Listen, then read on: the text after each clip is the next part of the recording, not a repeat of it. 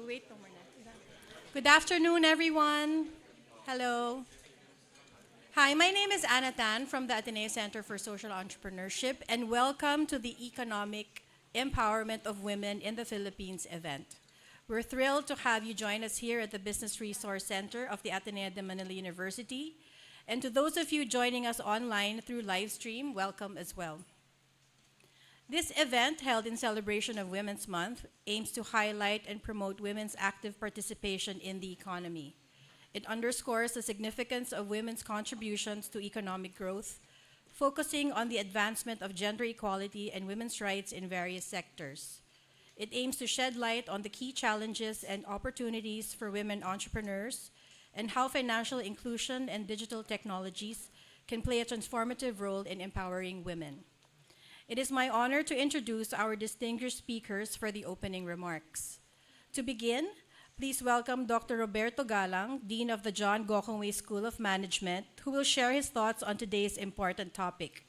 Just to introduce, prior to rejoining Ateneo, he spent the previous 9 years working as a senior private sector specialist for the World Bank and the International Financial Corporation.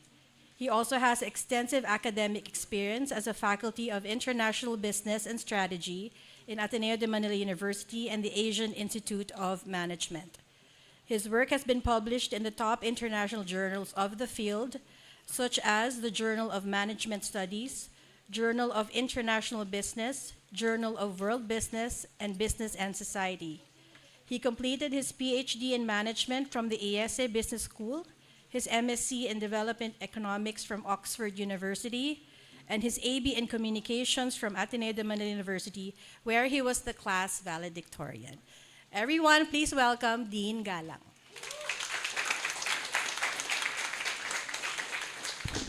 Thank you very much, Anna. And hello, students. Hello. Welcome back to school. Are you guys excited to be here again? So, Dr. Zafar Mustafaulu, Country Director for the Philippines, Malaysia, and Brunei of the World Bank. Mr. Daniel Simpson from the Australian Embassy in the Philippines. To our guests, our other speakers, our faculty and students, good afternoon, everyone. So on behalf of Ateneo de Manila University and the Ateneo Center for Social Entrepreneurship, it is my honor to welcome everyone today to this exciting discussion on economic empowerment of women in the Philippines. So today's gathering is exciting for me because it is a collaboration between Ateneo de Manila and of course the World Bank, where I used to work. So it's nice to see old colleagues again. And of course the DFAT and the Australian Embassy, they have very much supported many of the projects I was personally involved with. And so we're very glad that these worlds are meeting today once again, but this time here in Loyola Heights in Quezon City. So all of our institutions are fully committed to fostering inclusive economic development and, of course, gender equality. And so we feel that this discussion that we can have today with our speakers and our students on women's entrepreneurship, resilience, and financial inclusion would really become something to be remembered, especially as we commemorate Women's Month at the university. So the themes that will be presented by our speakers, they really resonate well with the strategic thrust of Ateneo, which is to bridge cultural divides. No? And unfortunately, the biggest cultural divide we have here in the Philippines are the economic divides. And so when in support of this agenda, Ateneo de Manila University does a lot of work, not only in teaching, but also in advocacy and research programs around this particular theme of inclusion, gender, and development. And in this space, the John Gokongwei School of Management is highly active in promoting a research agenda, which will be spearheaded by the people that you'll be hearing from today, on how we can really help entrepreneurs, not just in the micro, small, and medium firms, but also the nano enterprises, right? So that we can really promote a better way to accelerate their growth and give them a higher chance of not only surviving, but also scaling and thriving. We also have many other centers that are working in this space. For example, the Business Insights Laboratory for Development is working with Co-Develop Fund, again, thanks to the help of the World Bank. And so we are looking at ways by which we can utilize digital infrastructure to promote inclusive economic development. So one of our projects with the technical research lab that we were building is to work with the Department of Social Welfare and Development and the open source programmer, OpenSPP, so that we can find a way to accelerate conditional cash transfers for the 4Ps program of the government, right? Because currently the beneficiaries of the conditional cash transfers wait 4 to 6 months to get their payments. Hopefully, with the help of the DSWD, we can really accelerate that so that people get their funds in a timely manner. And of course, our host today is the Ateneo Center for Social Entrepreneurship. And with a generous donation by the Juan Laurel Fund for Social Enterprise Development, we're able to do projects like this. So part of their work is to promote more training and financial literacy programs so that we can help sustainable enterprise models grow, particularly those that help women and provide them with skills and confidence to grow their small businesses. So among the research papers today will be presented by one of our faculty members from the Development Studies program, Mr. Vince Rapisura, right? And his work, as long as his partnership with our other members here of Ateneo, Ana, and of course Dimples, right? They embody the approach that Ateneo takes. Their team traveled all the way to Mindanao and personally spoke with these nano entrepreneurs, especially the women entrepreneurs, to really figure out what their issues were, so that when we come up with new ideas, new concepts, they're based on not just what we think of here in Manila, but also what our communities face in their own context. So to close, we hope that the discussions presented today create meaningful insights to you, our students, especially those of you that are planning to create your own innovations that solve the problems of today. So once again, our gratitude to Accent, the World Bank, and of course the Australian Embassy for spearheading this initiative. Enjoy the rest of today's discussion, and let's continue championing women's empowerment and economic inclusion. Thank you very much.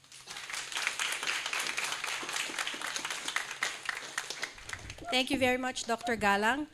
Next, we are honored to welcome Dr. Zafar Mustafaulu, the Division Director for the Philippines, Malaysia, and Brunei at the World Bank, who will be joining us online to provide his opening remarks. He oversees the World Bank's program of support in 3 countries, advancing the institution's policy dialogues with government officials, civil society, academia, the private sector, and other key stakeholders. Dr. Mustafaulu, a Turkish national, joined the World Bank in 2005. His latest assignment was a practice manager for finance, competitiveness, and innovation in the East Asia and Pacific region, covering China, Mongolia, Korea, Laos, Cambodia, Myanmar, and Vietnam. Previously, he held the positions of practice manager in Latin America and the Caribbean region, and lead economist and program leader for Argentina, Paraguay, and Uruguay.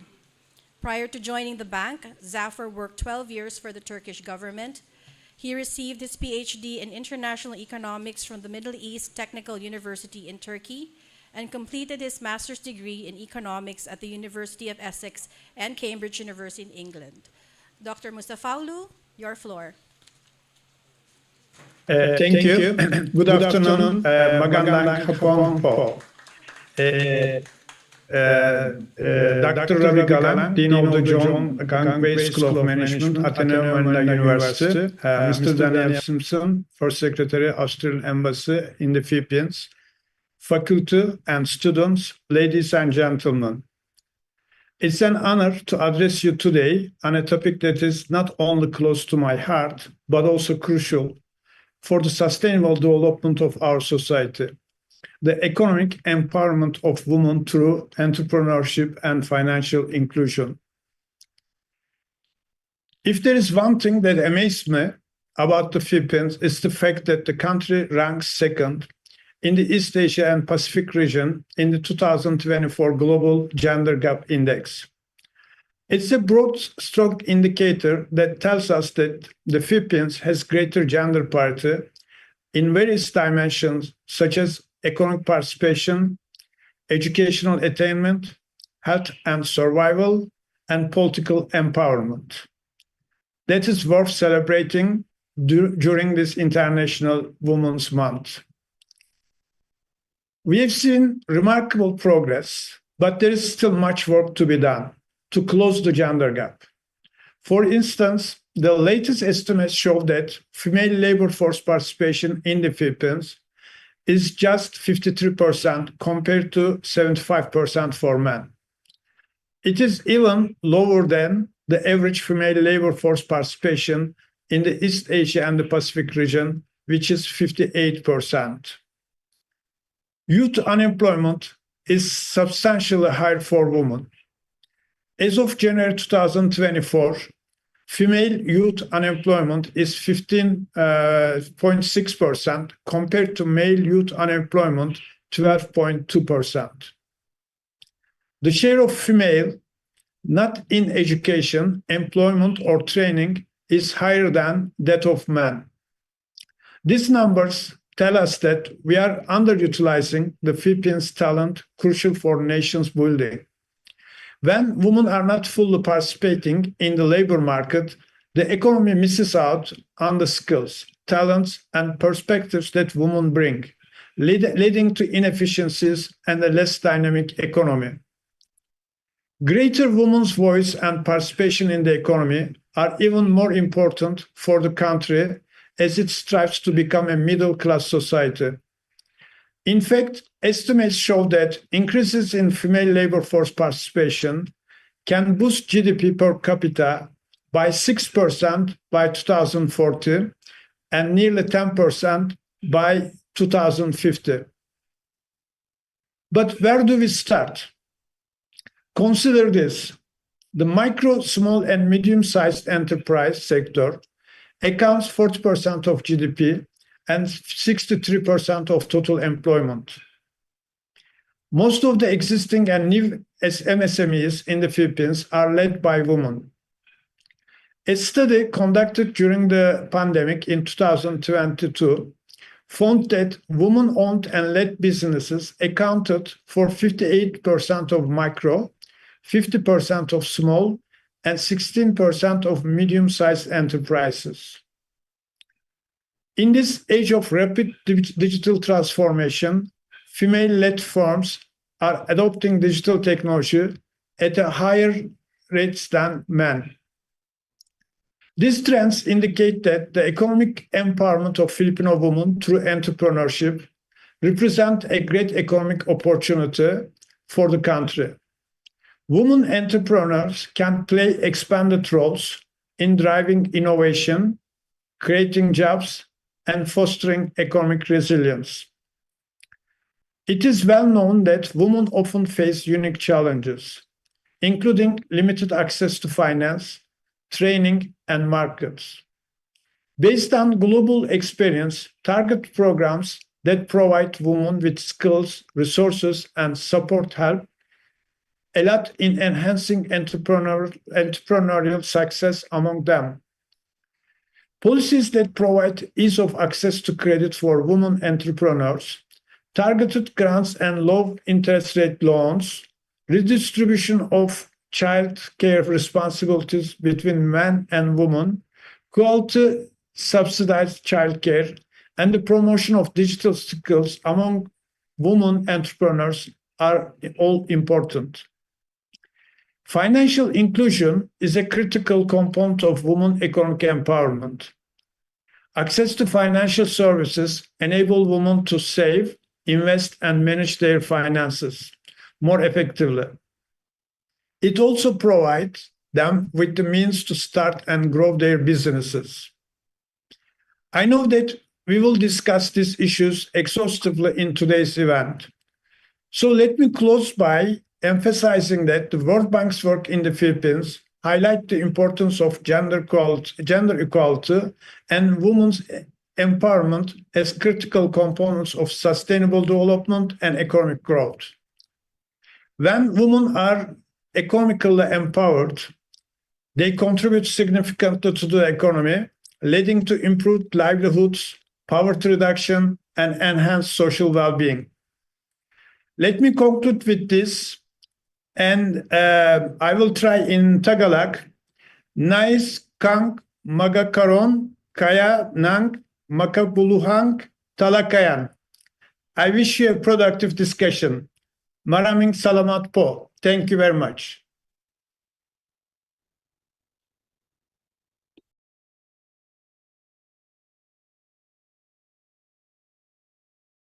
The Australian Embassy, who will be delivering remarks on behalf of the Department of Foreign Affairs and Trade. Mr. Daniel Simpson is the First Secretary Economic at the Australian Embassy of the Philippines. He is a career officer with the Department of Foreign Affairs and Trade, and prior to his current posting, he was an executive officer in the Free Trade Agreements and Stakeholder Engagement Division in DFAT, Canberra. He has worked in a number of trade, economic, and development roles for the Australian government and has worked for investment banks in Sydney and London. He holds a Bachelor of Commerce from Macquarie University and a Master of Diplomacy and Trade from Monash University. He was also previously posted in Singapore. Everybody, please welcome Mr. Daniel Simpson.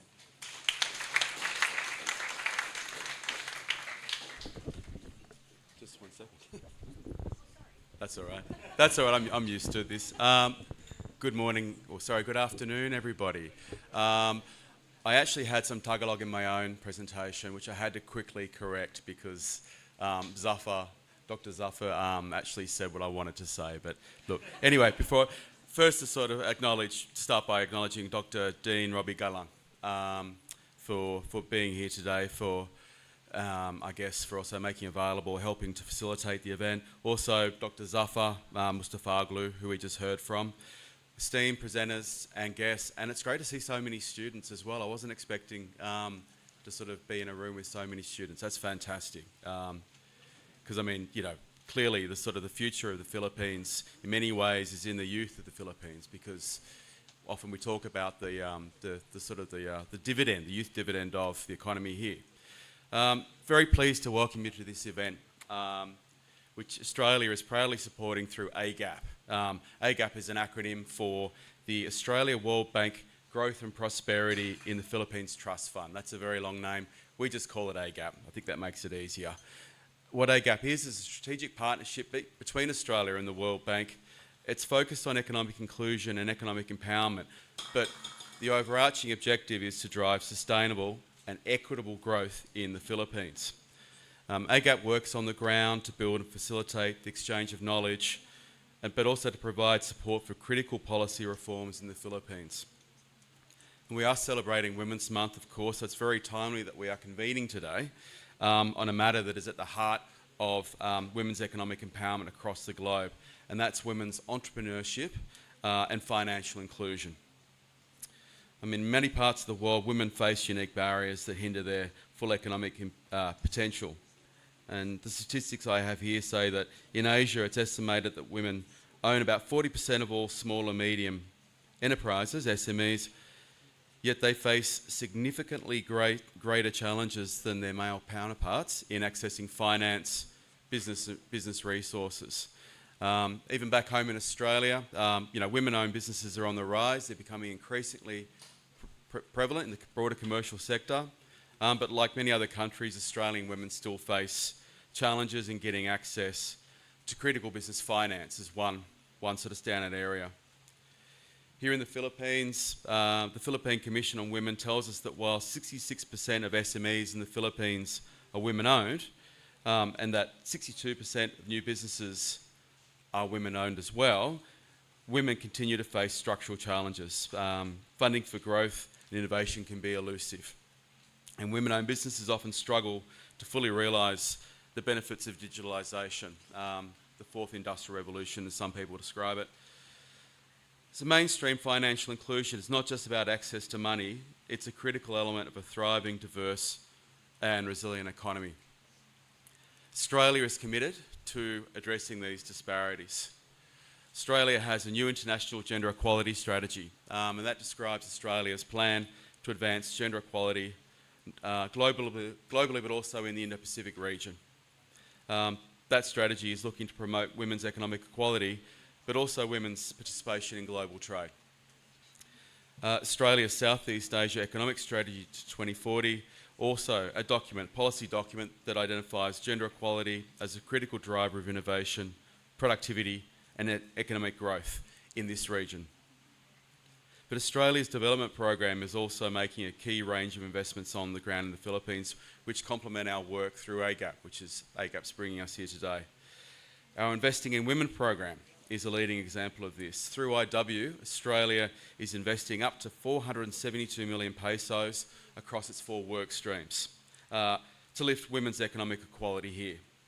And I'm very excited that Conrad de Jesus from the IW management team, I understand, will be here, or is here, and will tell us a bit more about, here he is, right in front of me. Of course, tell us more about this program later on. So I'm not going to steal your thunder, because we're going to get a fantastic and very rich presentation on that. I've already seen it. It's very good. Mindanao is on the agenda today as well. And I might also mention that Australia has a development program in that region. It's called the Accelerate Women's Bangsamoro Partnership, and that's already helped, I think, over 345 women to build business and entrepreneurship skills. So some examples of where Australia's investments in development cooperation are making a difference in the Philippines, and we're very proud of that. Nonetheless, there's a lot more work that has to be done to fully unlock the entrepreneurial and economic potential of women. We need to create the conditions that will allow women to thrive as entrepreneurs, and we need to invest in women's potential. If we can improve access to finance, if we can offer stronger and better business support services, and if we can continue to promote as a mainstream exercise gender equality through better policies and practices, government, private sector, then we are on the path to create a better enabling environment that allows women to succeed in business and thrive as entrepreneurs. Because it's not just good commercial sense. Lifting women's economic empowerment makes fantastic economic sense, and it's also critical to national development, not just in the Philippines, but worldwide. Thank you everyone for your attendance today. Maraming salamat po. Thank you.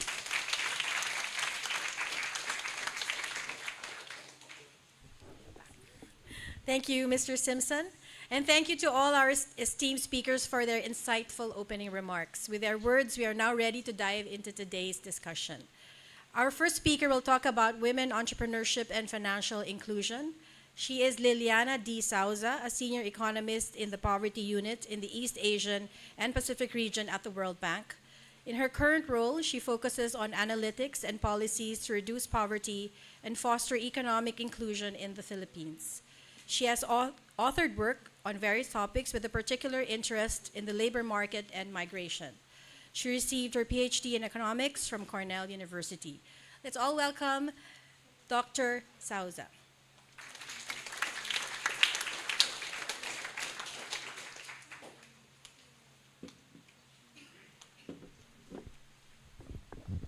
Okay. Can I take this? Yeah? Sorry.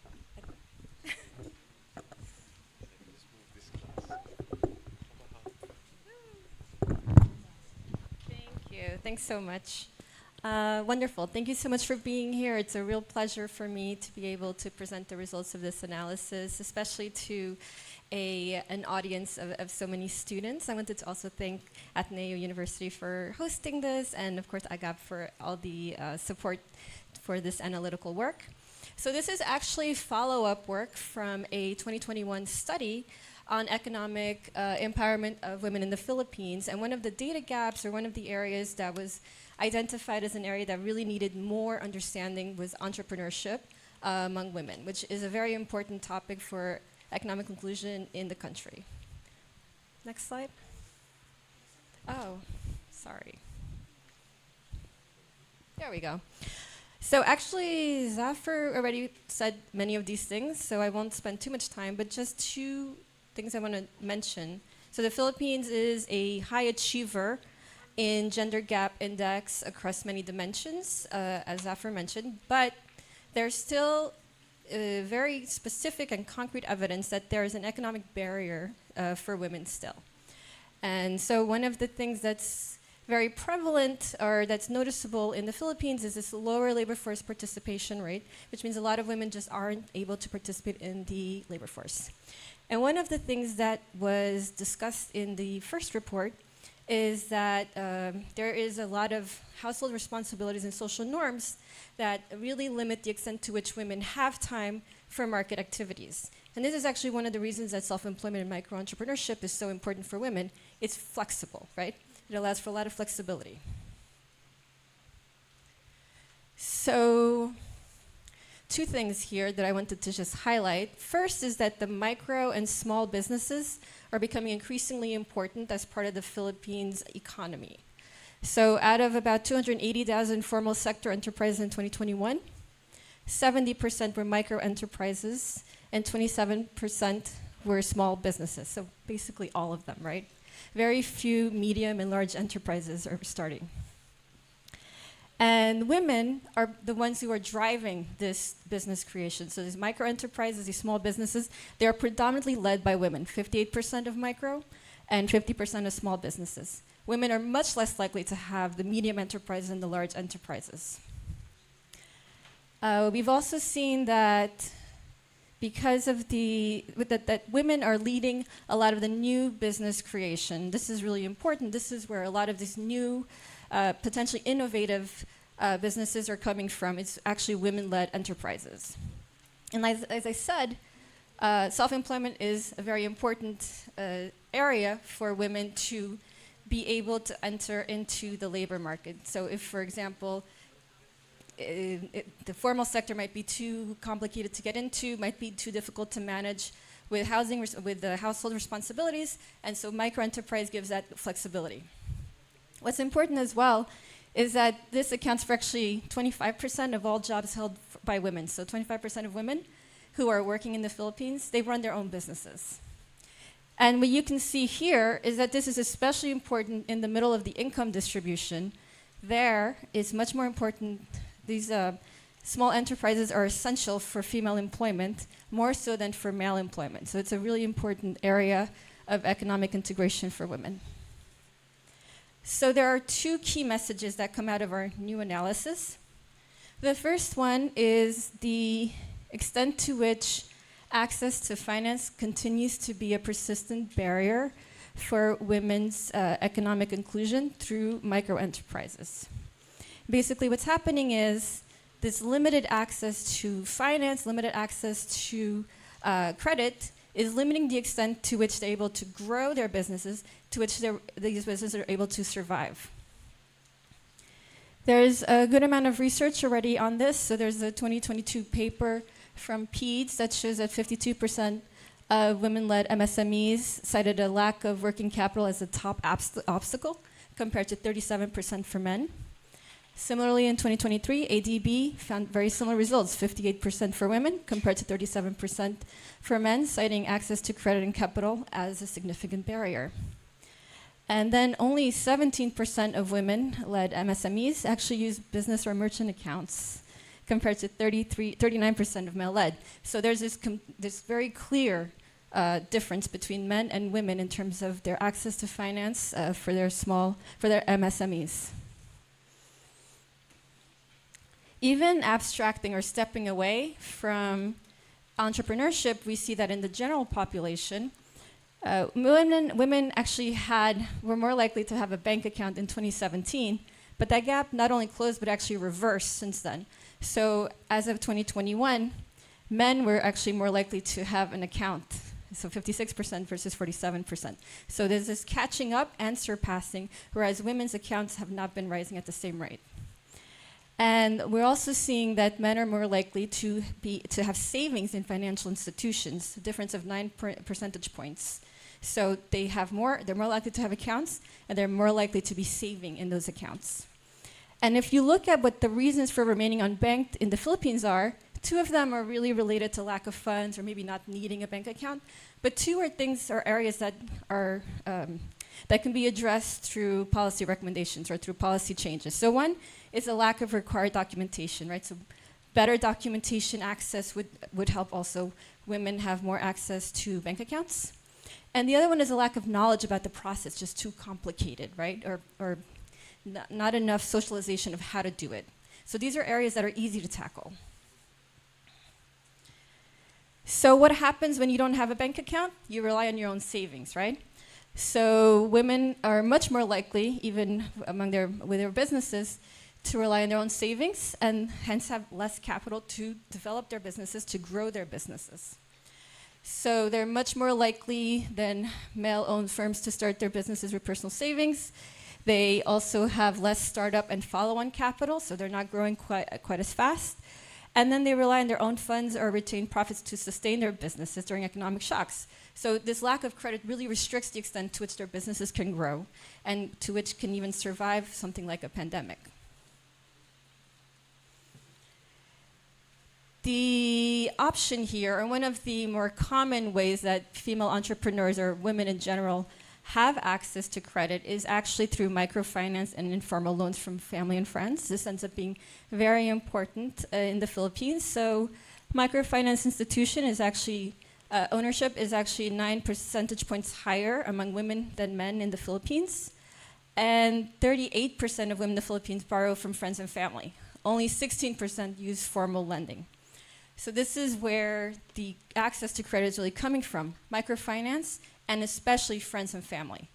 And what's interesting here too is, if you notice here, the gap between men and women in the Philippines in terms of reliance on family or friends is much higher than in the other countries. One of the things that's interesting, and that sort of goes back to our initial report, is the importance of social norms in maybe explaining some of this. So here what we're looking at is the extent, so who makes the important financial decisions in the household among women entrepreneurs, and then we split it up by who made decisions in the household when they were growing up.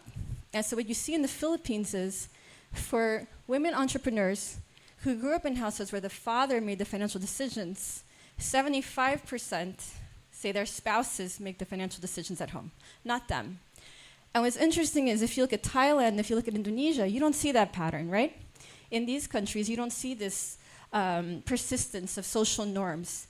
And what this can suggest is a sort of discomfort with making financial decisions that sort of comes from how you grew up and how you interact with money.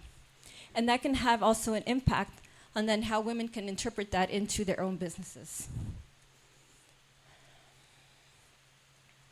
Okay, that was the first message. Message 2 is more positive. So we do find evidence that women entrepreneurs are embracing digitalization. This is an important area of growth, and one area where we see that women are getting more and more involved. So we see that both male and female-led firms adopted digital technologies for their businesses. In 2022, for example, we see a pretty consistent use of different types of digital platforms being used by businesses. You see that women are slightly less likely to use advertising platform or the making or receiving payments digitally, but overall you see pretty good usage of these platforms. One thing that's really interesting is that both men and women report the need for more technical skills being a significant challenge for adopting more of these technologies. So 28% of women, and this is actually one of the most cited challenges by women, and 34% of men. And then when you see who's investing in training, who's investing in their skills, women are actually much more likely to be taking steps to address these skill gaps. So it's really a positive story here. It's really women trying to learn more, trying to be able to adopt these different technologies to their businesses. One area where we don't see quite as much is growth in mobile money. Overall, it hasn't been very high for the Philippines, but though it's very comparable to some of the other countries, not Thailand. In Thailand, you see a steep increase in mobile money. But in the Philippines, you do see that men's use of mobile money has increased slightly faster than women's. But what's interesting too is that borrowing from mobile accounts, so this credit, is extremely constrained in the Philippines. Only 3% report ever doing it.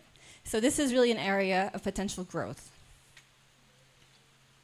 All right, so just a conclusion. Just some very quick policy takeaways from the results that I've presented today. So overall, we still see this constraint of credit for women entrepreneurs. So there's different steps that could be taken. For example, working with financial institutions to offer more inclusive lending products that could make it easier for women to access them for small, for MSMEs. So for example, leveraging Fill Guarantee might be one way to get more of this access to credit. We can also think about prioritizing some tailored support for women-led SMEs, targeted grants, low interest loans, things like that. Financial literacy and credit management training programs is probably a good idea as well, especially because we're seeing this sort of fear, or not maybe fear, but hesitancy of using credit. And also promoting women's autonomy in financial decision making, right? Going back to that chart about the intergenerational process. Maybe breaking some of that, what we've learned in childhood. The other one is on facilitating the adoption of digital technologies. So again, we've seen a positive story there. We see women are investing in these skills. Let's help them by promoting these digital skills among female entrepreneurs. This is an important area for growth for the future, not just for women, but also for men. But this is an important area for trying to get those micro and small enterprises to catch up. And also to increase access to digital technologies for small enterprises. That's it. Thank you.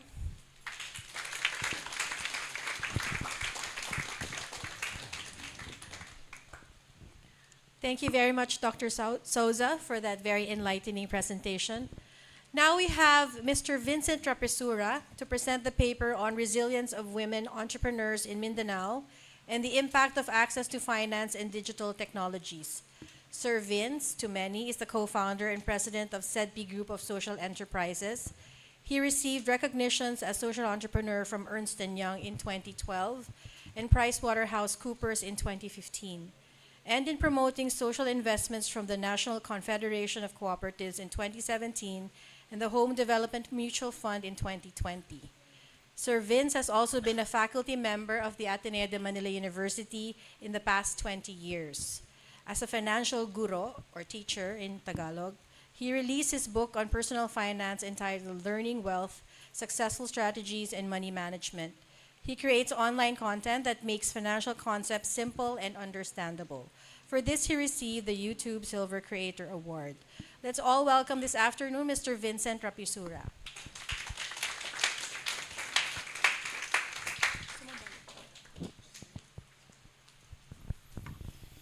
Thank you, Anna. Good day, everyone. So I'm here to present our paper on resilience of women entrepreneurs in Mindanao and the impact of access to finance and digital technologies. So the study aims to understand how women nano entrepreneurs in Mindanao cope with economic and environmental shocks, particularly the COVID-19 pandemic, series of natural disasters, and how access to finance and digital tools affects their ability to recover and sustain their livelihoods.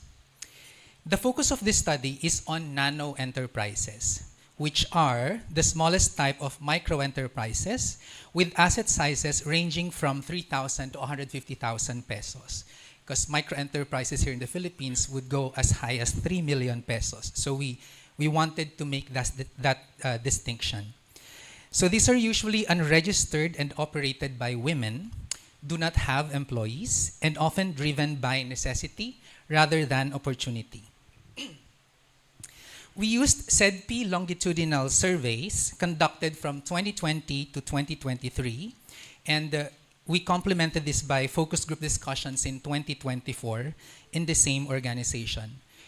For the World Bank's and DFAT's information, the 2024 data is already also available. So if you want a continuation, perhaps we can do this.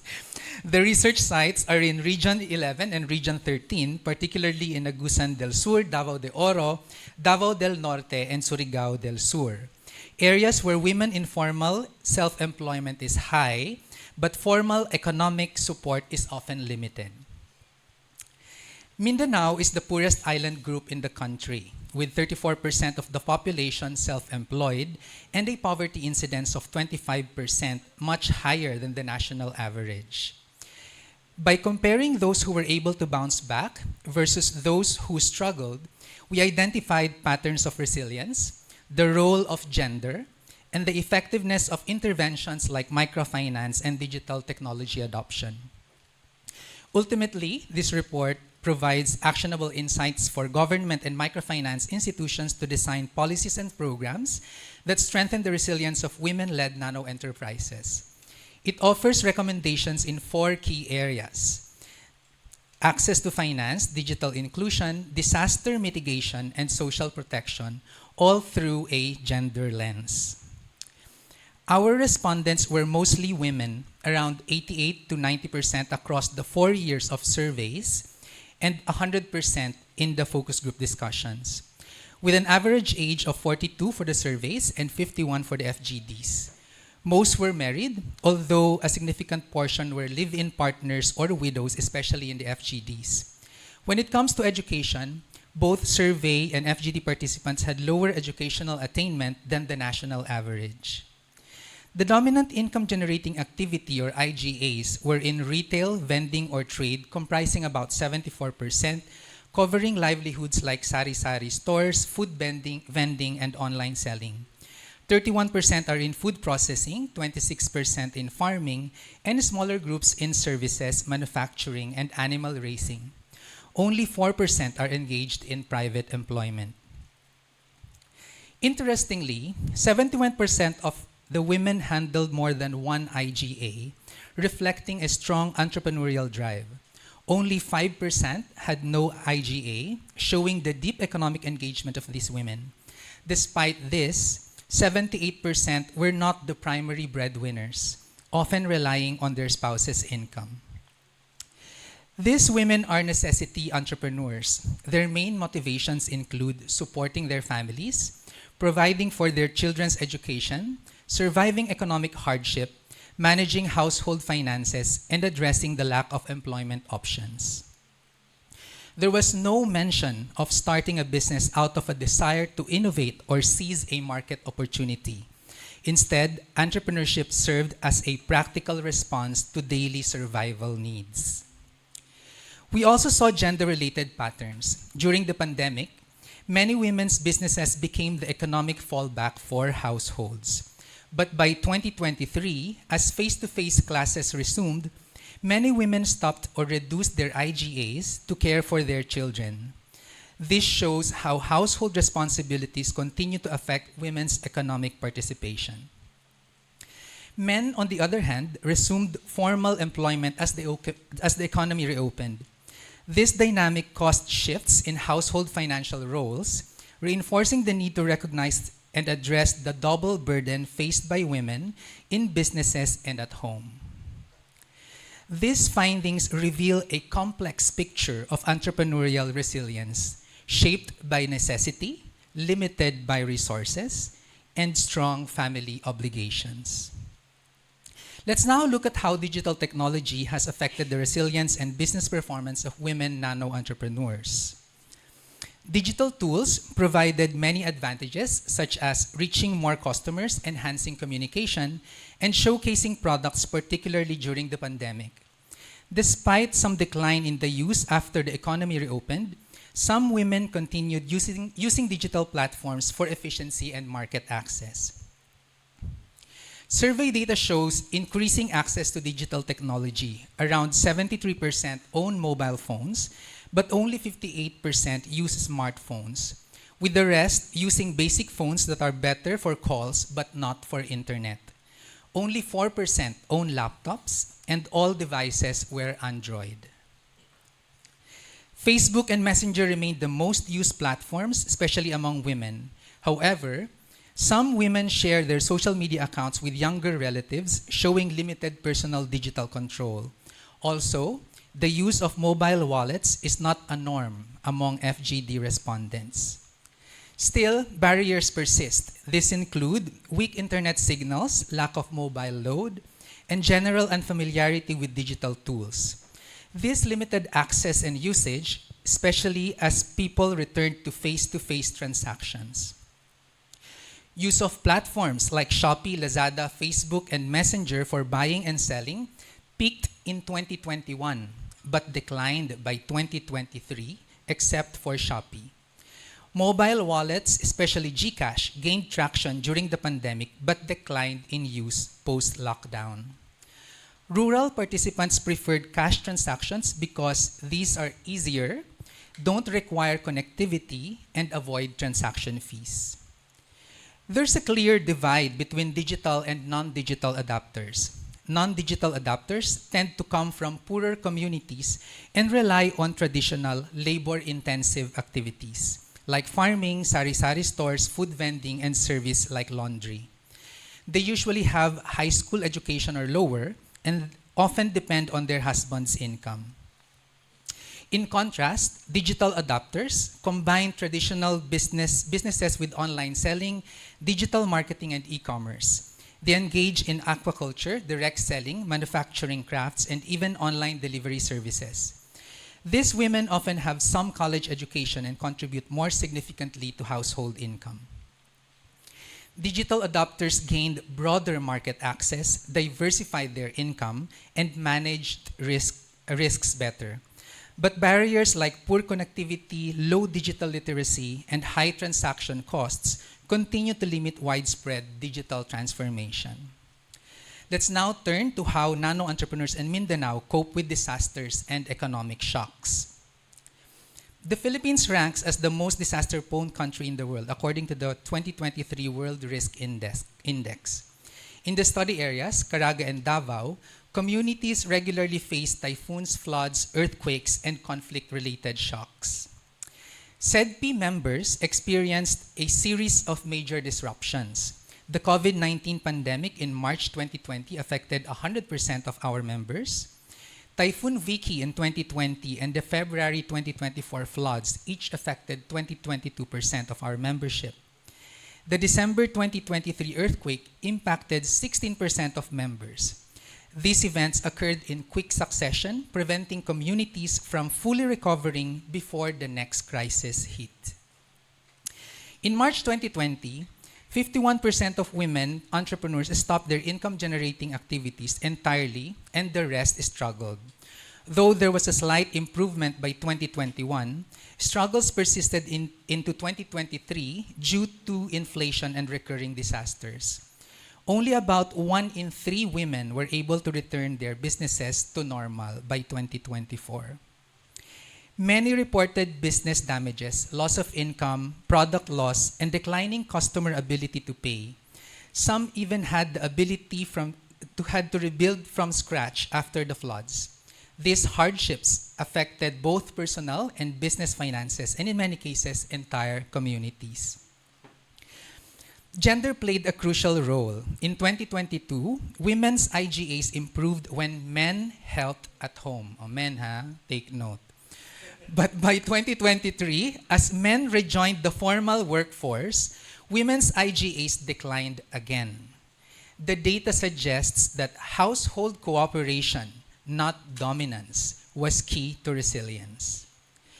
Women believe they are better at strategizing, are more resourceful than men, and have the tenacity to ask for assistance. Prideful kasi ang mga men eh.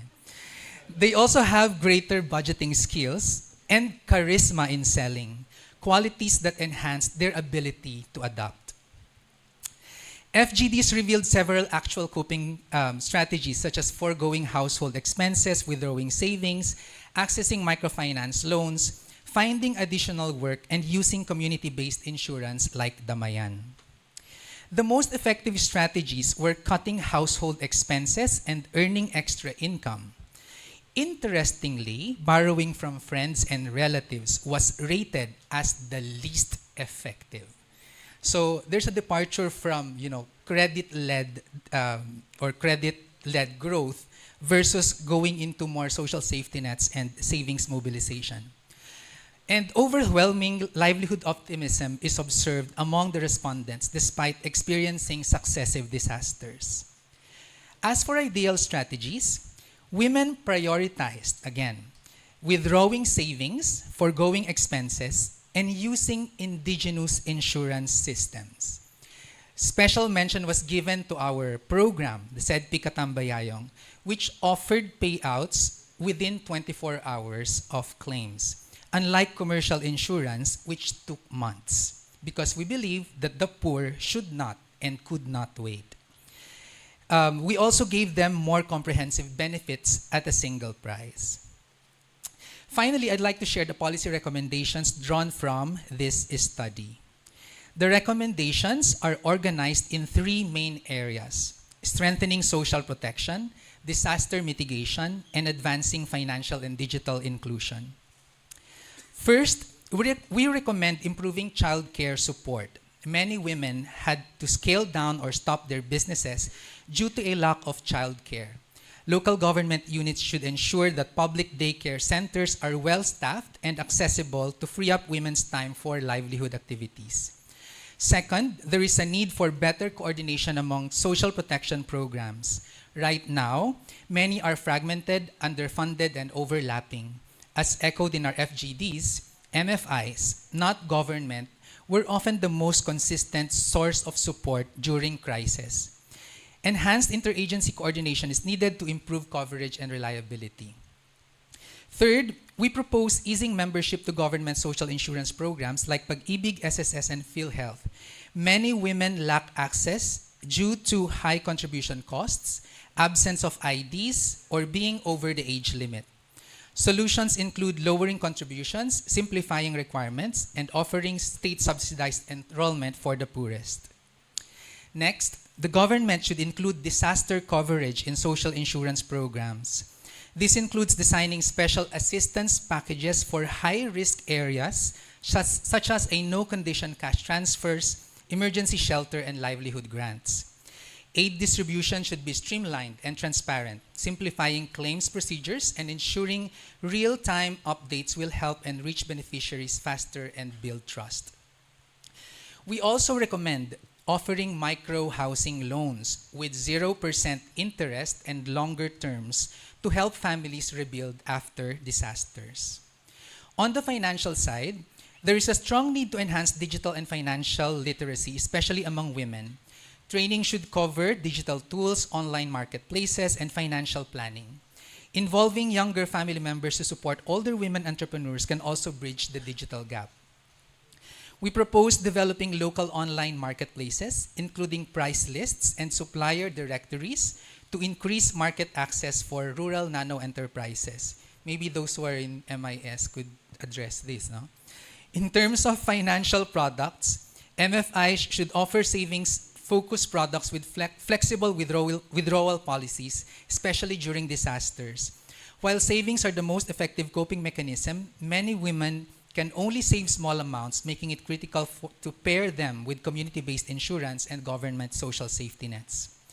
Finally, MFIs play a key role. They should be supported in offering affordable, multi-risk insurance products that complement government programs.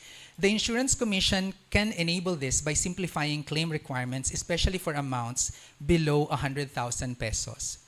MFIs can also serve as conduits for government livelihood and recovery funds, combining grants and non-interest-bearing loans. Pre-identifying MFIs and beneficiaries would also allow for faster rollout after a disaster. So to sum up, building women's resilience requires a holistic approach, supporting their roles as both entrepreneurs and caregivers, enhancing their financial tools, and creating systems that respond quickly and effectively to external shocks. So thank you very much.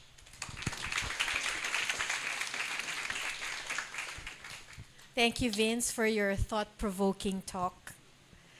Lastly, we have Mr. Conrad De Jesus, who will discuss gender lens investing. He's the Impact Investing Technical Lead for Investing in Women and has worked for more than 20 years in the financial sector. Before investing in women, he worked primarily with leading international financial institutions such as the International Finance Corporation, Standard Chartered Bank, and Impact Investment Exchange, covering Asia, Africa, and the Pacific markets at different points of his career. His work in banking focused on credit risk and portfolio management, and in development finance, he implemented advisory programs to help financial institutions such as banks and microfinance institutions build portfolios in agriculture, climate, and gender in Southeast Asia. Please welcome Mr. Conrad De Jesus. Thank you. Good afternoon. So I'm Conrad De Jesus. I'm the technical lead for Impact Investing with Investing in Women. Such a privilege to speak here in front of students. It's normally we speak in front of investors, so it's really a pleasant change to be in front of, and it also makes me feel very young to be in this setting. I'd like to thank Doc Robbie, Ateneo Center of Entrepreneurship, Australian Embassy, the World Bank for giving us this opportunity to talk about impact investing, gender lens investing, and what we do in investing in women. Maybe to start, I'll give you an overview of investing in women. So since 2016, the Australian government has funded investing in women, the initiative primarily to accelerate women's economic empowerment in Southeast Asia with a focus on the Philippines, Vietnam, and Indonesia. The program is made up of 4 mutually reinforcing streams of work. We have a work stream on improving workplace gender equality. We have a work stream on the care economy. We have a work stream on campaigns and communities of practice to promote positive examples of gender equal attitudes and behaviors. And we have the work stream where I work in, which is impact investing. I'm going to talk about impact investing here. It aligns with the financial inclusion theme, and that's actually the work stream I know best. So in that work stream, we mobilize investment capital into businesses that disproportionately benefit women. And I wanted to share with you so far what our program has achieved. So since 2016, we've partnered with 10 investor partners. These are investors in Indonesia, Philippines, and Vietnam. We've invested in them through grant capital, and we have, through these partners, they've made 82 investments totaling 15 million Australian dollars. That's around 580 million pesos. And more importantly, those investments have actually attracted outside investors to come in to these women-owned and led SMEs to the tune of around 300 million Australian dollars. Through this work, we've supported the business case of gender lens investing, and we've also learned a lot so that in our new phase, which we started last year, we've been able to incorporate all these learnings. I'm going to share what we do now in our next phase, but before that, I wanted to just align everybody on what impact investing is and what gender lens investing is. So I'll start with some basic definition. Impact investing is investments made into companies, organizations, and funds with the intention to generate positive, measurable social and environmental impact alongside a financial return. It's a long definition, but what's important here is that there's intention to create positive impact, and also that it comes with a financial return to make sure that it is sustainable. Gender lens investing, you could say that it is a subset. It's a strategy of impact investing that incorporates gender-based factors to better inform investment decision making and monitoring.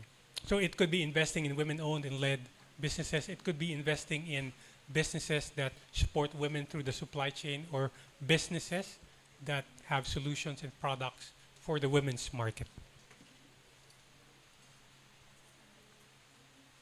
I also wanted to share with you some information about impact investing through the research we've done in Southeast Asia, just to give everyone an idea of the growth, the scale of this segment. So if you look at the first 10 years of when they say impact investing really started, through our research, we found that there's been about $11 billion invested in Southeast Asia, made up of 449 deals. You can see the contribution of Philippines, 2.2 billion, 87 deals. And when you compare the first 10 years to the next 3 years, you can see that actually the growth has grown more exponentially. The next 3 years have actually produced more than half of the first 10 years. And more importantly, the following 3 years, which we know were the pandemic years, we were able to continue the momentum. Actually, in Southeast Asia, it even continued to grow. In the Philippines, you could see modest growth. there's definitely room to improve uh, versus the other countries. Right now, it's been led by Indonesia and Vietnam, and in terms of sectors, it's financial services, the fintechs that you've heard of, energy, climate, agriculture, and healthcare. Now, gender lens investing, it's relatively newer. So the slide I'm sharing is from 2020 to 2022. You can see there's lots of activities. It's still led by Indonesia and Vietnam from a volume perspective. These are primarily from development finance institutions, but also a bit of private sector investors. The Philippines is made up of, you can see it's a small volume, but activity-wise, it's actually pretty active. It's just that the ticket sizes are not as big. Again, the sectors are financial services, energy, agriculture, and healthcare. So, as I mentioned, we see there's really opportunities to improve. And we want to share also what we see as the drivers of growth for gender lens investing. Through our work, we know that by 2028, there's an estimate that female consumers will control 15 trillion US dollars of global consumer spending. That's about the size of China's GDP. So it really is a big market. We know that through a UBS report also, it says that if women and men were able to equally participate in entrepreneurship, it would result in a rise of 3 to 6%. That's around 5 trillion US dollars. Overall, we see that, as this has been mentioned by the other speakers also, increased flows to capital to women-owned and led businesses would result in significant job creation, positive benefit to the economy, and other societal improvements. Having said that, I think this has also been touched by the other speakers. We still see a big gap. The IFC, through one of their studies, have said that the credit gap for women-owned and led enterprises is $1.4 to $1.7 billion. We also have a report where there was a research of 700 equity funds in Southeast Asia. And in 2023, they found out that startups with at least one female founder were only able to get 18% of the private capital that was raised that year. The whole amount of capital was around $1.5 billion in 2023. So certainly there still is a lot of room for women-owned and led enterprises to get a fair share of funding. Here in the Philippines, we know, we've been discussing this throughout this afternoon, micro, small, and medium enterprises, they make a big share of the enterprises here. Majority of them are owned by women, and we also know that they continue to be underserved in terms of access to finance. Having said that, again, I would like to go back to some of the slides earlier from our research. We see that there is some momentum with gender lens investing. If you compare the period earlier, from 2020 to 2022, there was actually a 7-time increase in terms of volume for gender lens investing in Southeast Asia.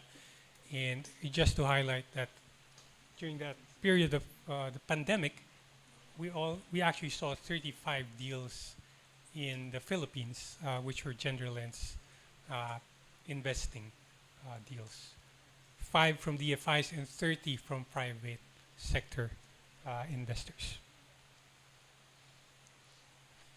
Now, moving back to what we're doing now in this second phase of investing in women, as I mentioned, we've learned from the previous program, from the investments that were made. One of the key focus areas for us is innovation. And we have an innovation window. We're targeting small enterprises, women-owned enterprises in Philippines, Vietnam, and Indonesia. These are the enterprises that we see are too large for microfinance. but still too small or not as attractive for commercial banks or venture capital uh, funds. So we want to focus on this. We know there's a gap. We know that financial institutions or in other investors don't really have customized or fit for purpose products, solutions for this segment. So we partnered with 3 investors in the focus countries. Here in the Philippines, we're partnering with an investor, a debt fund called ARC Capital, to develop fit for purpose innovative finance. It could be anywhere from impact linked structures to longer grace periods to revenue sharing models, depending on what we see or what they see is the need of this segment. Ultimately, what we are hoping for is when they develop this, they'll test it, they'll pilot it, they will eventually roll out all these innovative solutions. We want to be able to highlight this to the mainstream financial sector, create the demonstration effect, and also not just here in the Philippines, but around the region, which will then encourage more investments in small women-owned businesses. So I'd like to end with some key points, some of our call to action.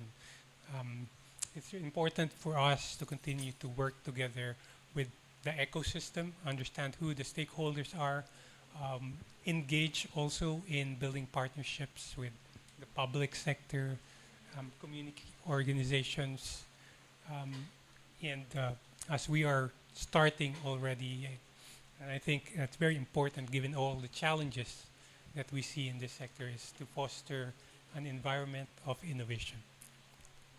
Thank you.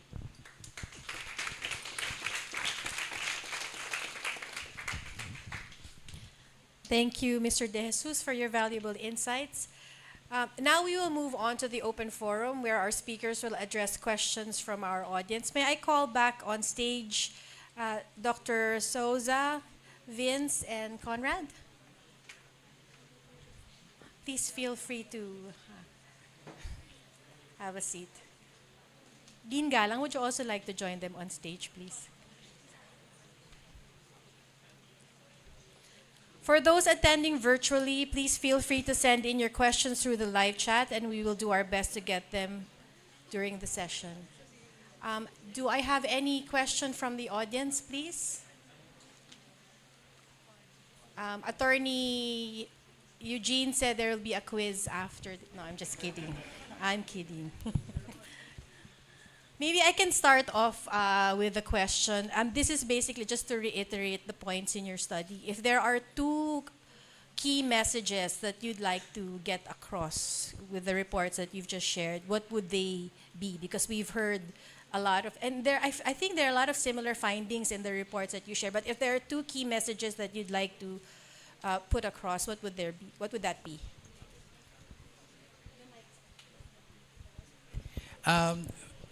For me, the main 2 would be the importance of social safety nets for women nano enterprises. So, because based on our estimates, there's about 8 million Filipino nano enterprises in the Philippines, and they're largely invisible because they're not registered. So, social safety nets would be very important because if you take a look at the external shocks that they experience, that they face, they absorb all the risks and the costs to this. And that's why it's very difficult for them to recover. In microfinance, I used to call them delinquent clients when they're not able to pay their loans. But now we call them perennial recovering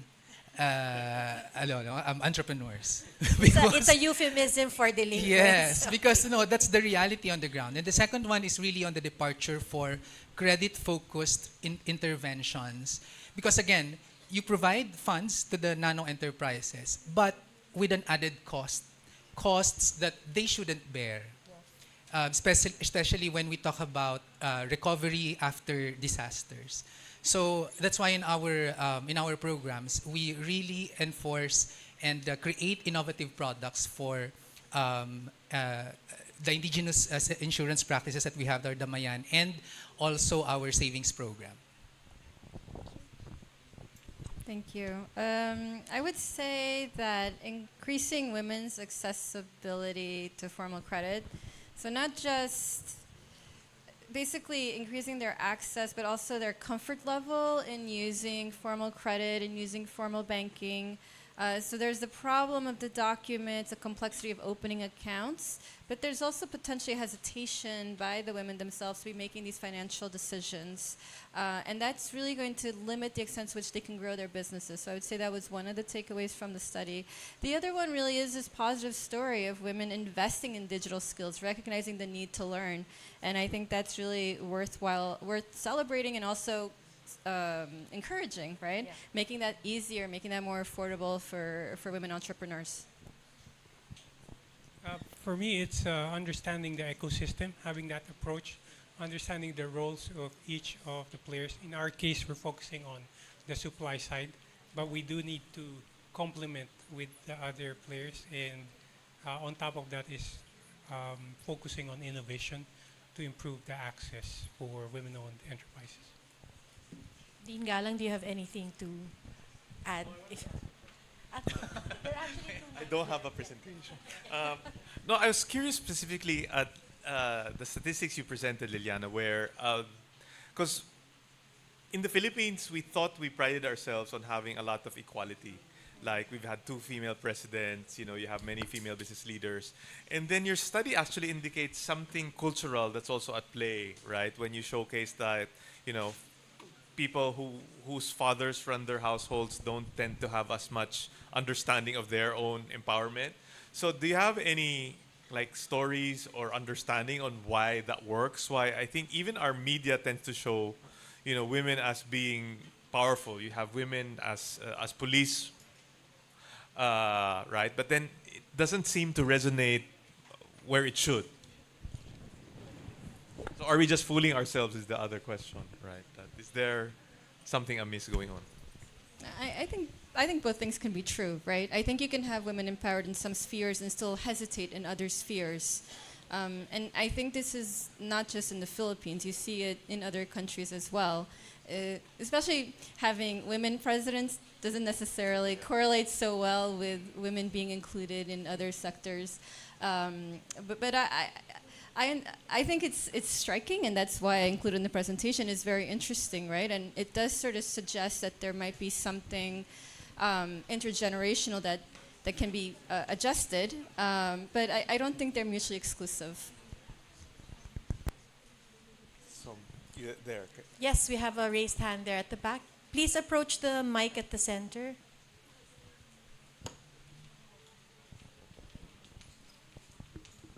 Hello, Melissa Lau from the University Gender and Development Office. I just like to ask, because we do see a lot of programs for entrepreneurship and for women, but somehow there is difficulty tracking the success of these women. So what are the ways in which you, for example, for Vince, those who are involved in your program, do you take a long-term view, or do you watch them as they go through the different programs and the different sort of journeys with entrepreneurship? Yeah. So it depends on how you define success in a program. No? But for us, I think what has been shown in microfinance is that it just really prevents people from becoming poorer. But it's not the drive for them to move out of poverty. We need more than just financial interventions that should be provided to them. And that's why in our recommendation, there's a very strong focus on disaster mitigation.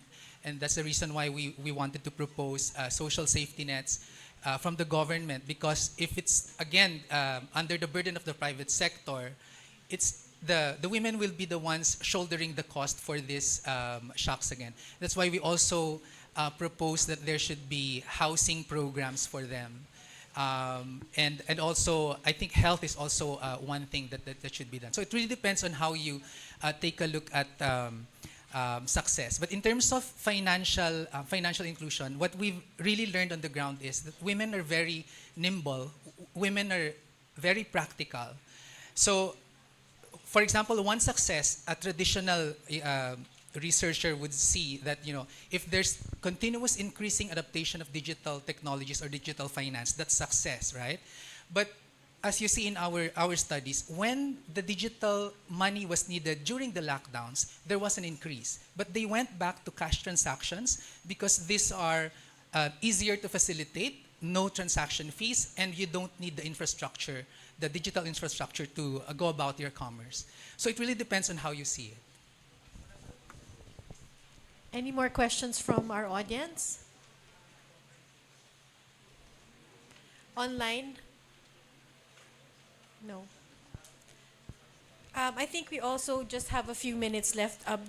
If our speakers have any last words of imparting words of wisdom, especially to our students who are thinking about, what to do after Ateneo, and as a woman, how will I break through the barriers.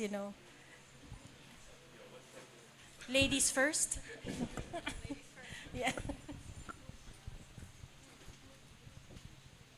I think that it's difficult for women all over the world to juggle household responsibilities and their career aspirations. It's not just here. I think that's an area that requires a lot of negotiation within the household. And so just something to be aware of as you leave university and enter the labor market. It is something that is important to juggle, and is important to have a plan in terms of how to be able, if you want to go into a career, how to be able to juggle both. Conrad? For the students who are interested in investments, banking, as you get out of college, there's also this opportunity to be involved in this sector of impact investing, where you're also being commercially involved, but also able to make impact in gender, in financial inclusion, climate. So it's really a very good option also for you students to explore this. And lastly, Vince? Yeah, so for me, it's really more on the emphasis on gender, on cooperation between the genders in the household, rather than striving for dominance. No, so strike a balance, even in your personal life. That's that's a good fit. Thank you very much to our three speakers. May I also, Dean Galang, if you would, please, we would just like to offer a small token of our appreciation to our speakers. And of course, the usual photo opportunity. Mr. Simpson, may I also ask you to join them on stage?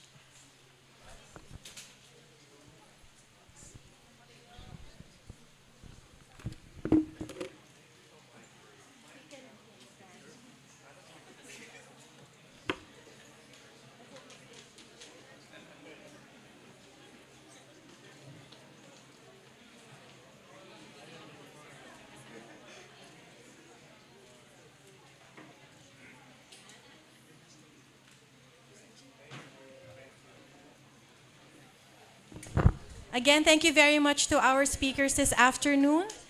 And as we close our session today, and before our students head out for their 3:30 class, may I just ask Dean Galang to close our program today.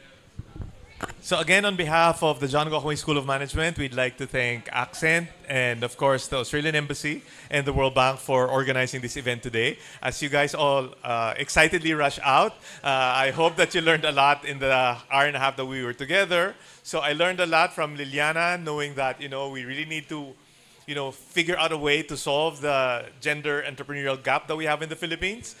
From Vince, I learned that you have to be a good spouse and be a good partner for each other. And then finally from Dong, if you have a great idea, go to Conrad. He will fund your impact investment tomorrow. So thank you very much, everyone, and enjoy the rest of the day. Thank you.